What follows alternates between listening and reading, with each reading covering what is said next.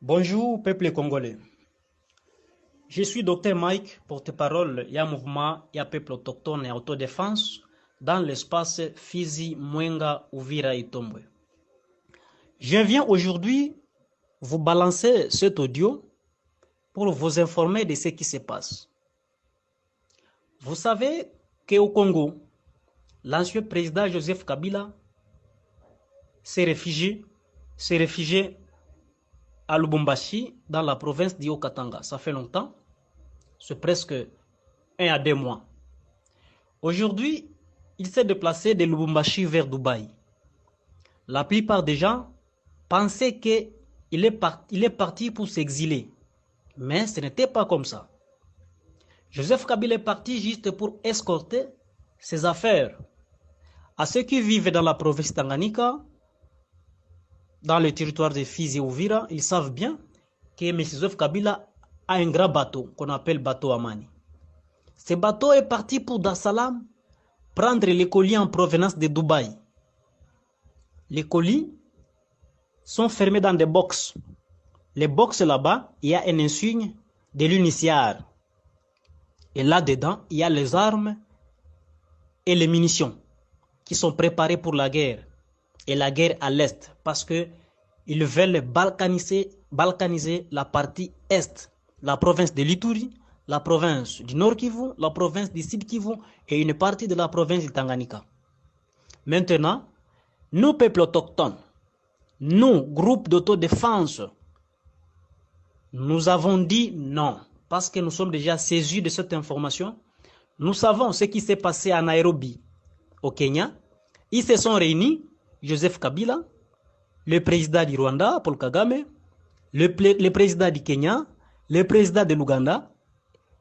Tous étaient là-bas, ils se sont réunis, ils ont discuté autour de ça par rapport aux accords qu'ils ont signés avec les Occidentaux pour balkaniser la partie Est du pays. Alors, nous savons tout ce qu'ils veulent faire et nous disons non. Aujourd'hui, nous avons compris qu'il y a les gens qui veulent aussi, parmi nous, peuples congolais, qui veulent la balkanisation du pays. Nous nous sommes dit non, nous nous sommes décidés de nous porter aussi devant, de porter l'étendard, de défendre notre patrie. Nous lançons ce message à tous les peuples congolais, partout où vous êtes, que vous soyez au pays, que vous soyez en dehors, ceux qui sont dans la diaspora. Partagez cet audio partout dans les forums, partout où le peuple congolais se trouve. Que chacun de nous se mette debout pour dire non à la balkanisation. Vous qui êtes dans les diaspora, mettez-vous debout. Partagez cette information. Faites des manifestations. Nous qui sommes au pays, nous aurons à lutter corps et âme afin que nous puissions dire non à la face du monde, à la balkanisation de notre pays. Nous donnons ce message parce que nous avons des preuves. Nous avons des preuves de tout ce qui s'est dit à Nairobi, de tout ce qui était décidé, nous le savons déjà. Et nous nous sommes dit, nous sommes prêts à tous ceux qui veulent partager le pays, nous aurons à se battre avec eux. Nous avons lancé un message à la population de Fizi, d'Uvira et de Kalemi dans la province du Tanganyika. Partout où vous verrez l'accostage de ces bateaux à Mani de Joseph Kabila, veuillez nous informer.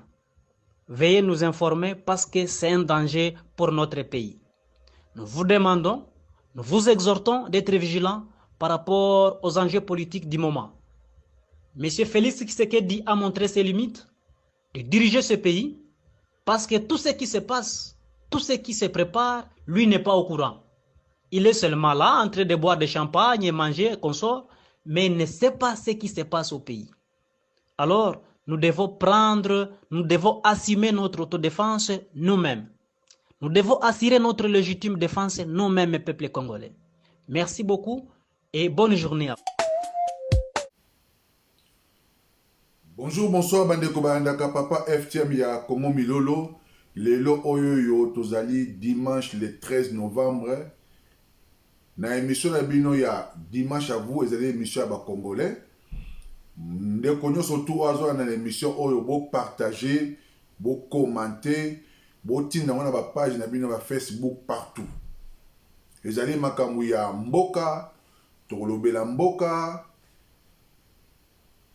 Il faut tout en bosolo. Vous voyez bien que RDC est allé agressé par les voisins au Bazar Bajarou Nabiso, notamment Rwanda, Ouganda, tout pour ça appelle Burundi, bango misatu bazali complice. Et puis vous voyez bazali soutenu par les occidentaux, bamindele oyo baza sima ya ba massacre ya ba Congolais. Pona lelo na kokene mingi te. En tout cas, boyebi semaine oyo makambo eleke belé na mboka. Makambo eleke belé, ba conférence, ba marche, makambo ebele. Na niveau ya Bunanga na tilelo bitumba ezali kaka, tozo soutenir FRDC na etumango. Mais tout ça au senga na ba politiciens congolais bomeka quand même kozala na mwa mawa ya mboka na biso. Mboka ezokende. Ba mbongo oyo ebele bopesaka ba ministre, ba sénateur, ba nani, ba député, bozwa ba mbongo wana, bo bloquer ba mbongo wana, bopesa ngo na armée. Armée a besoin de minduki, armée a besoin de équipement militaire ya bien, ba avion ya kitoko, ba minduki ya kitoko, pona toko wako benga na munguna. Naza ko mettre en garde na bandeko oyo, baza ko sala publicité ya lokuta, kolakisa biso ba video ya kala oyo armée na biso alongaka M23 na 2013 ba otiango partout ba video mingo to mona ya guerre mikolo ezali ya lokuta ya solo ezali mingi te oyo penza ya solo ezali mingi te. Tosenga na Félix Tshisekedi yo ezali président ya mboka, tolinga yo te. Tosenga na yo bozwa ba mbongo botia na armée, botia na police na biso pona ko sécuriser peuple congolais. Le pays est en danger. Na kosenga na ba congolais oyoyo bazoteka ba mabele na Congo central. Baotekela ngo ba étranger on to ebite. Dernièrement to te ko mona na cimetière Kintsuka. Ti lelo oyo bazokunda mwa batu ba ya kokunda batu ti lelo ya moko. Mama moko ya rwandaise asombi tala ba hectare ya minene na cimetière ya Kintsuka na batombo ya batu. Il paraît que batekeli na tekeli to ebite. Baza ko buka ba pierre tombala batu na cimetière ya Kintsuka somo.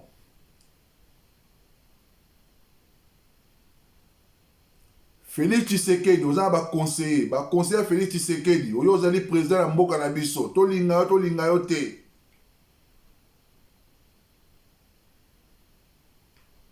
Il faut qu'on soit décision ya makasi. Il faut kokanga frontière wana ya Rwanda ya Uganda bakota ba Burundi na faut kokanga ba frontière ya Rwanda na Uganda kanga yango kanga frontière wana ya liboso yango wana ya mibale ba généraux rwandais oyo bazali na kati ya armée na biso bo neutraliser bango, y compris na ba ex-rebelle M23 au bazar kati ya armée na biso bosala mixage, brassage, yo zalaka wana te, mais en tout cas ezali danger pour na mboka. Bokangi frontière, bo neutraliser ba généraux rwandais, ba ex-rebelle M23 bazala na kati ya gouvernement na bino, bokanga bomba bazala kati ya armée bokangi bango. s'il s'agit ya okende na guerre wana kolongwa yango na Goma kokota nango na Rwanda bokei. S'il s'agit ya kolongola batu wana ba militaire ya M23 baza na Bunagana po bazali soutenu par ba Ougandais, il faut kokata ba relation diplomatique na bango. Nazomona te ke tozo déclarer ka guerre na Rwanda tandis que ba Ougandais baza wana bango nde mutu ba faciliter ki M23 bakota na Bunagana. Eza ba Ougandais mani. Il faut rompre na bango nyoso ba négociation diplomatique, il faut rompre na bango. Na ba Ougandais, ba Rwandais, ba Burundais, bango tout faut rompre na bango. Il n'y a pas de solution.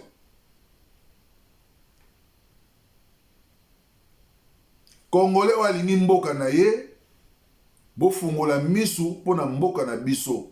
Mboka na biso ezali na danger.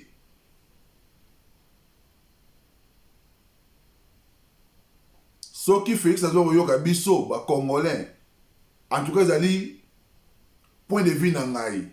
Faut kanga ba frontière ko neutraliser ba généraux rwandais o bazana kati ya armée na biso, ba ex nini milice ya ba rebelle M23 ba kosa mona kati ya armée congolaise na FRDC. Faut kanga bango, faut rompre ba relation diplomatique na Rwanda, Uganda na Burundi.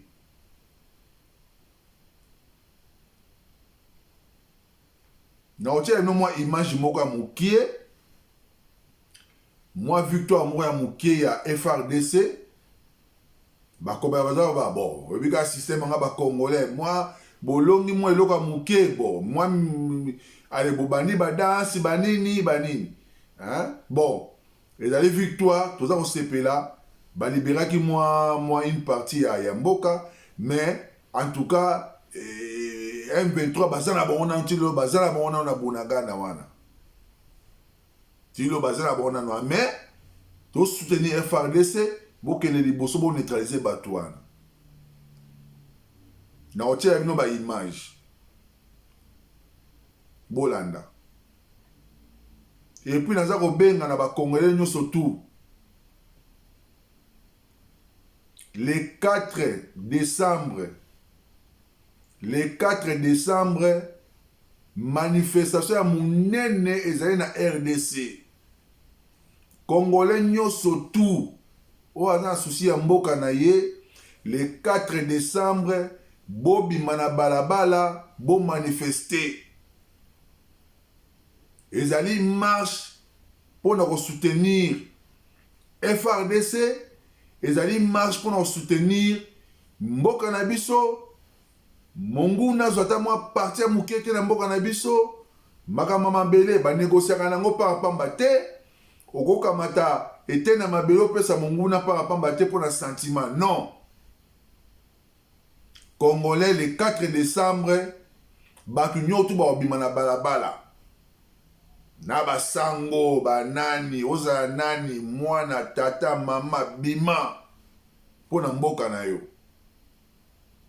Pona mokolo leo na tiki bino tokutani mbala oyo ezali koya na osenga ngana bandeko oyo baza ko poster ba video ya kala ya ba 2013 2013 batika